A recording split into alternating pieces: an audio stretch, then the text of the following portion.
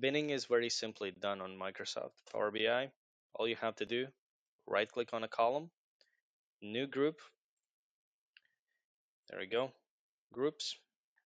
Group type is bins. You can also do this by a list. List means you're manually defining what is where exactly, whereas binning is you're just basically working with buckets. So you choose a bin, then you decide whether you want to define the size of the bin or the number of bins.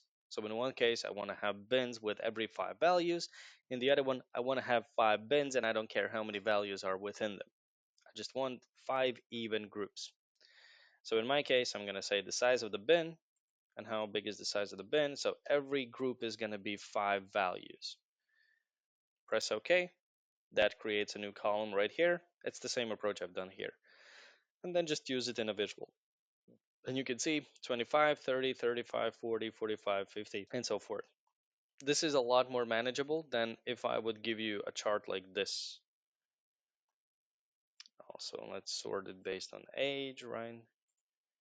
Ascending based on age. Remove the groups because groups are secondary values. So yeah, this squeezed a lot, right? So I just want to have something that's a little bit easier to manage. There you go. Change the sorting.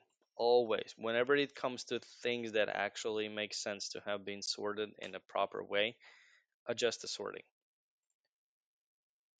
You could, of course, go ascending or descending, doesn't matter. But what I wouldn't say is would be easy to understand for the customers is, for example, when you go like this.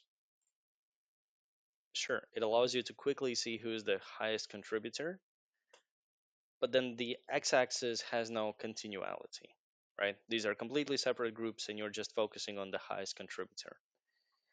Whereas for storytelling, usually whenever you have something like ages, time, or any sort of some sort of chronological order could be applied to it, it makes sense to apply that sort of formatting so it's a lot easier to tell the story.